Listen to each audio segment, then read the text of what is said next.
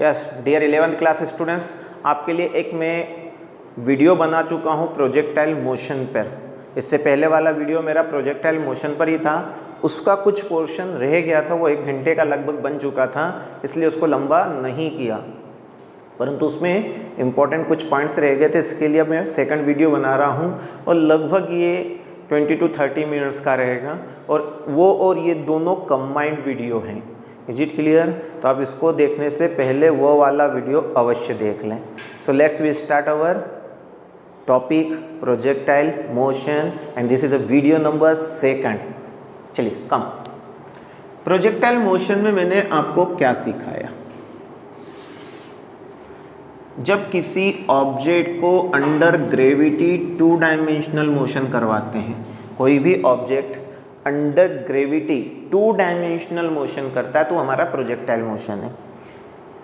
यहाँ पर ध्यान दें, इस केस को कहते हैं projectile fired with an angle with the horizontal. Horizontal के साथ कुछ एंगल बनाते हुए प्रोजेक्टाइल को फायर किया है। ये जो वेलोसिटी u है, इनिशियल वेलोसिटी u है, इसके 2 कंपोनेंट होते हैं। ध्यान से समझें, जब कोई पार्टिकल यूँ जा रहा है, धीरे धीरे जा रहा है, तो ये कहाँ जा रहा है? आगे और ऊपर, आगे और ऊपर, मतलब वेलोसिटी उसको x में भी ले जा रही है और y में भी ले जा रही है, मतलब वेलोसिटी x में भी है, वेलोसिटी y में भी है। तो ये जो वेलोसिटी u थी, इसका x कंपोनेंट हमने ux कहा था, इसका y कंपोनेंट क्या कहा था? uy। मैं रिवाइज करवा रहा हूँ आपको। ux कितना आया था आपका? u cos थीटा, और uy कितना आया था आपका? u sin theta. याद आ रहा है आपको? आना चाहिए। फिर हमने इस प्रोजेक्टाइल मोशन में ये पढ़ा था कि जो एक्सेलरेशन होता है वो x में नहीं होता है, मतलब x वाली वेलोसिटी पूरे रास्ते क्या रहती है? कांस्टेंट। वेलोसिटी कौन सी बदलती है? y वाली। क्यों? क्योंकि y डायरेक्शन में ग्रेविटी का प्रभाव है, तो ग्रेविटी के प्रभाव के कारण y वाली वेलोसिटी पहले घटते घटते घटते और टॉप पर 0 हो जाती है और धीरे धीरे फिर बढ़ती है। तो यहाँ एक्सेलरेशन ड्यू टू ग्रेविटी किस में था? y में था, और कितना था? -g था। ये चीज़ें आपको सिखाई थी। चलिए, इन सब के बाद ये बड़े बड़े डेरिवेशंस कर चुके हैं। इसमें हमने ये भी सीखा था कि जो टाइम ऑफ फ्लाइट होता है, टाइम ऑफ फ्लाइट मतलब जहाँ से छोड़ा और जहाँ जाकर गिरा, इस बीच का पूरा टोटल समय, ओके, टाइम ऑफ फ्लाइट कहलाता है। और टाइम ऑफ फ्लाइट हमारा आया था 2u sin θ/g। फिर एक आया था वर्ड रेंज। रेंज मतलब अगर हम किसी पत्थर को थीटा एंगल बनाते हुए u वेलोसिटी से फेंकेंगे तो वह कितनी दूर जाकर गिरेगा, उसको कहते हैं रेंज। और रेंज की वैल्यू आई थी हमारे पास u² 2 sin θ cos θ/g। फिर इसके बाद हमारे पास एक आया था मैक्सिमम हाइट का फॉर्मूला। हाइट, जो प्रोजेक्टाइल मोशन में जो मैक्सिमम हाइट कवर होती है, इसका फॉर्मूला भी आया था। तो हाइट h का फॉर्मूला था हमारे पास u² sin² θ/2g। याद है? पढ़ाया था u² sin² θ/2g। ये सब हम डेरिवेशंस कर चुके थे। एम आई राइट और रॉन्ग? करा था ना इससे पहले वाले उसमें, ठीक है। अब हमको इसमें एक पोर्शन रह गया था कि जो प्रोजेक्टाइल का पाथ है वो पैराबोलिक है, कैसे प्रूफ करोगे? पाथ कैसा होता है? पैराबोलिक। वो कैसे प्रूफ किया जाएगा? ठीक है, लाते हैं हम लोग। आप लोगों को मैंने पिछले वीडियो में बताया था डिस्प्लेसमेंट y की इक्वेशन होती है u/t प्लस हाफ a/t² और डिस्प्लेसमेंट x की इक्वेशन होती है u(xt) प्लस हाफ axt²। याद आ रहा है? डिस्प्लेसमेंट इन x कितना होता है? u(xt) plus half axt²। x लगते गया, वो वही इक्वेशन है s = ut plus half at²। अब हम यहाँ पर इस इक्वेशन का यूज़ करेंगे। पहले x = ux कितना है? u cos θ। पहली इक्वेशन से कहाँ से ला रहा हूँ मैं? फर्स्ट इक्वेशन से एरो लगा के दिखाता हूँ। x = u cos θ × t, और ax 0 होता तो ये टर्म क्या हो जाएगा? 0 हो जाएगा। तो यहाँ से t बराबर कितना आ जाएगा आपका x upon u cos theta. चलिए ये कहीं काम आएगा तब हम इसका यूज़ देखेंगे, ये भी काम में आता है, ये भी इक्वेशन काम में आती है मोशन के, प्रोजेक्टाइल मोशन के केस में। अब वाई वाले केस की बात करते हैं, वाई वाली इक्वेशन, वाई में यू है कितना है यू साइन थीटा, ठीक है। ये अब कौन सी इक्वेशन में रख रहा हूँ, ये सेकंड इक्वेशन का यूज़ कर रहा हूँ, u y sine theta into t, u sine theta into t plus half a y कितना है माइनस जी इंटू क्या है आपका टी स्क्वायर। अब टी की वैल्यू ये वाली यहाँ रख दी जाए, रखी जाए, क्या होता है टाइम टी कितना होता है, टाइम टी कभी भी निकालना हो हर वक्त आपको, जैसे यहाँ कितना किस समय पे आएगा तो x by u cos theta कर लो, यहाँ कितने समय में आएगा x by u cos theta कर लो। तो आप जब जब x upon u cos theta करोगे आपको उस पॉइंट पर पहुँचने का समय पता चल जाएगा। यू साइन थीटा लिखा जैसा का तैसा, t x upon u cos theta, good, plus half minus g और लिख दिया x upon u cos theta का पूरे का स्क्वायर। देखते चले बहुत सिंपल मैथ्स काम है, u से u कट गया, sine theta upon cos theta अपन ने टेन थीटा पढ़ा, क्या पढ़ा हुआ है अपन ने टेन थीटा, तो y इक्वल टू आया टेन थीटा इंटू एक्स, ठीक है, प्लस एक ब्रैकेट लगा रहा हूँ, माइनस जी ऊपर लिख रहा हूँ, नीचे का 2 यहाँ लिखा, और ये है u square cos square theta और इंटू क्या लिख दिया एक्स स्क्वायर। अब किसी पत्थर को जब आप एक बार फेंक देते हो, एक बार फेंक देते हो तो रास्ते पर वाई वाई वाई चेंज होता है, पर रास्ते में u चेंज नहीं होगा, u इनिशियल वेलोसिटी है, थीटा चेंज नहीं कर रहे हैं अपन। थीटा कौन सा लिखना होता है, इनिशियली एंगल है ना, इनिशियल एंगल लिखना होता था, पर थीटा फिक्स है, u फिक्स है, तो ये पूरे टर्म फिक्स है, केवल x बदलेगा। रास्ते पर आपका क्या हो रहा है, x चेंज हो रहा है। x कैसे चेंज हो रहा है मैं यहाँ डायग्राम समझाता हूँ आपको, लिखिए। जैसे आप यहाँ जाएंगे तो यहाँ आपका x केवल इतना है, यहाँ आएंगे तो आपका x बढ़ जाएगा, यहाँ आएंगे तो आपका x और बढ़ जाएगा। तो जैसे जैसे x बढ़ रहा है y भी क्या हो रहा है आपका बढ़ रहा है, तो y का लेना देना किस पर है x पर। तो ये इक्वेशन कुछ इस रूप में है, ये कांस्टेंट इसको a मान लो, a x p plus plus, और ये पूरा क्या है टर्म है, एक कांस्टेंट टर्म, इसको बोल दिया b इंटू कितना आ गया एक्स स्क्वायर। अगर आप मेरा पुराना वीडियो देखोगे तो आपको पता चलेगा कि मैंने उसमें आपको पैराबोला की इक्वेशन सिखाई है। मैथ्स में स्ट्रेट लाइन की इक्वेशन है, सर्कल की इक्वेशन है, हाइपरबोला की है, पैराबोला की है। तो ये किसकी इक्वेशन है, पैराबोला की। तो ये जो पाथ है कैसा होगा, ये पाथ की इक्वेशन है, y इक्वल टू, ये क्या है आपको इस प्रकार से पढ़ाते हैं हम लोग 10th क्लास में पढ़ाते हैं कि y equal to 2x square plus 7x something. ये क्या है, इसको कर्व बनते हैं के, इसी प्रकार इसका भी क्या बनेगा, कर्व बनेगा। और ये कर्व कैसा होगा, पैराबोलिक होगा। ये कर्व कैसा होगा, पैराबोलिक, अर्थात ये पैराबोला की इक्वेशन है। कर्व कैसा आएगा, पैराबोलिक। यहाँ से हम कहते हैं कि this is the equation of parabola and this equation is known as trajectory of parabola, है ना, ट्रेजेक्टरी ऑफ प्रोजेक्टाइल मोशन भी कहा जा सकता।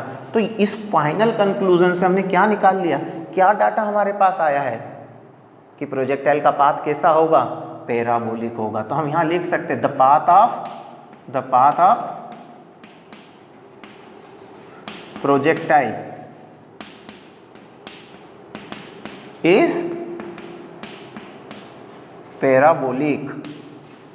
क्या लिख सकते हैं, the path of projectile is parabolic. Very easy, समझ में आ रहा है आपको, मेरे ख्याल से कोई प्रॉब्लम नहीं हुई होगी इसमें।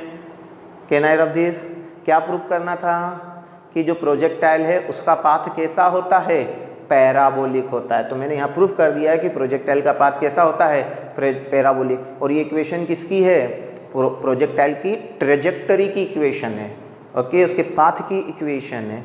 तो आई थिंक ये समझ में आ गया होगा। मैं थोड़ा सा हट जाता हूँ, आप इसको नोट कर लीजिए, अच्छे से नोट करिए आप इसको। डियर स्टूडेंट्स, अब आपको एक बहुत अच्छा क्वेश्चन करवा रहा हूँ मैं। इस क्वेश्चन में पहले क्वेश्चन को समझते हैं, फिर उसके बाद सॉल्यूशन की ओर जाएंगे। देखें, एक बार हम थीटा एंगल से फेंकें या फिर 90 माइनस थीटा से, दोनों ही केस में रेंज क्या आती है, सेम पढ़ा है ना अपन ने, मैंने करवाया है प्रूफ कि यदि किसी प्रोजेक्टाइल वाले पत्थर को या प्रोजेक्टाइल वाले ऑब्जेक्ट को हम थीटा एंगल से प्रोजेक्टेड करें और 90 माइनस थीटा से प्रोजेक्ट करें, दोनों ही केस में रेंज क्या रहेगी, सेम। तो पहले केस में ये एंगल थीटा था, रेंज कितनी थी, r थी, और ये हाइट कितनी थी, h1। ठीक, दूसरे केस में एंगल कितना हो गया आपका 90 माइनस थीटा एंगल हो गया, ओके। और ये जो हाइट है, ये मैक्सिमम हाइट उसकी क्या हो गई, चेंज होगी, ये कितनी हो गई है, h2। तो आपको h1, h2 और r में क्या लाना है, रिलेशन लाना है। टास्क समझ में आ गया। दोनों ही केस में u क्या है आपका, सेम है, दोनों ही केस में u सेम है, केवल बदला है तो क्या बदला है, एंगल। एक बार थीटा एंगल से फेंका, एक बार 90 माइनस थीटा एंगल से फेंका, एक बार थीटा एंगल से फेंका और एक बार क्या फेंका आपने, 90 माइनस थीटा एंगल से फेंका। तो अब h1, h2 और r में क्या लाना है, रिलेशन लाना है। ले आएंगे आप। चलिए पहले h1 लिख लेते हैं अपन। h1 कितना होगा, h इक्वल टू कितना होता है, u square sine square theta by 2g। लिख दिया अपन ने, कोई दिक्कत नहीं अपने को, ठीक है। साइन स्क्वायर थीटा का मतलब होता है साइन थीटा का पूरे का स्क्वायर, ये याद रखें आप। तो h1 को हम क्या लिख सकते हैं, u साइन थीटा क्या होता है, अगर आप देखोगे तो इसको लिख सकते हैं u साइन थीटा पूरे का होल स्क्वायर बाय 2g भी लिख सकते हैं। मैं कुछ भी करता चलूँ, हो सकता हो गलत भी पूरा डेरिवेशन करूँ। आपको सीखना है कि हम कैसे क्वेश्चनों के साथ भिड़ते हैं। तो u साइन थीटा का स्क्वायर मतलब u y का स्क्वायर बाय कितना आ गया आपका 2g, ओके। ये h1 है आपका, ओके। जरा h2 के बारे में बात कर लें। h2 कितना होगा आपका, ये लिखेंगे u स्क्वायर, क्योंकि u तो दोनों ही केस में सेम था, और क्या लिखेंगे साइन स्क्वायर 90 माइनस थीटा, क्या लिखना है आपको 90 माइनस थीटा अपॉन कितना है 2g, और साइन 90 माइनस थीटा होता है कॉस थीटा। तो ये हो जाएगा u square cos square theta by 2g। समझ गए अच्छे से, क्योंकि साइन 90 माइनस थीटा होता है कॉस थीटा। और अब यहाँ से मैंने स्क्वायर कॉमन निकाल लिया, u कॉस थीटा का पूरे का क्या लिखा स्क्वायर अपॉन क्या लिख दिया 2g। और u कॉस थीटा कितना होता है बताइए आप, u कॉस थीटा होता है u साइन ux, क्या होता है ux। तो ये ux का स्क्वायर अपॉन क्या है आपका 2g, ठीक है। अब मैं क्या करता हूँ h1 इंटू h2 करता हूँ, करके देख लेता हूँ क्या आता है मेरे को।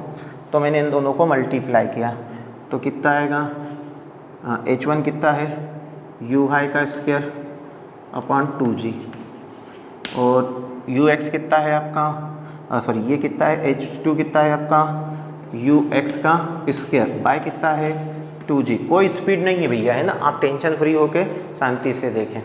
अब एक रेंज के फार्मूले की ओर भी जाते हैं हम, थोड़ा सा रेंज का फार्मूला भी हमने आपको सिखाया। मैं यहाँ लिखूँ कहीं पे रेंज का फार्मूला, यस सर लिखिए रेंज का formula. Range r equal to कितना था 2 ux इंटू यू वाई।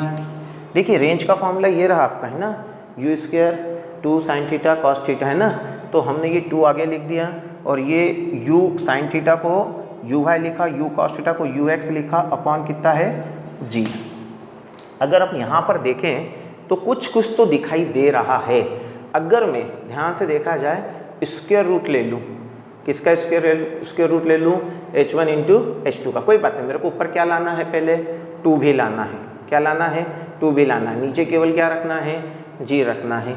क्या किया जाए सोचो आप लोग, ये दो इक्वेशन मैं ले आया हूँ, h1 इंटू h2 ले आया हूँ, r ले आया हूँ, मेरे को लाना है r, u1 और u2, तो मेरे को स्क्वायर रूट लगाना पड़ेगा। तो ये ux और ux हो जाएगा, g भी आ जाएगा, ठीक है, नीचे 4 आ जाएगा। चलो मैं काम करता हूँ, इसको स्क्वायर रूट ले लेता हूँ, square root of h1 h2 कितना हो जाएगा, सोचो आप, केवल सोचो भी। तो इधर स्क्वायर रूट लेंगे तो कितना हो जाएगा ux u हाई अपॉन नीचे कितना बचेगा, केवल 2g, यही बचेगा आपका, ओके। नाउ यहाँ से अच्छे से समझ लें कि मैं इस 2 को क्या कर रहा हूँ, इधर ले जाता हूँ, इधर इस 2 को इधर ले जाता हूँ। देखा करें आप, 2 under root h1 h2 equal to कितना आया ux u y बाय जी। अब मैं इधर भी 2 को एक्स्ट्रा मल्टीप्लाई करूँगा, इधर भी करूँगा, तो ये 2 का इधर एक्स्ट्रा मल्टीप्लाई, तो इधर भी 2 का कर दिया है ना, तो ये कितना हो जाएगा आपका 4।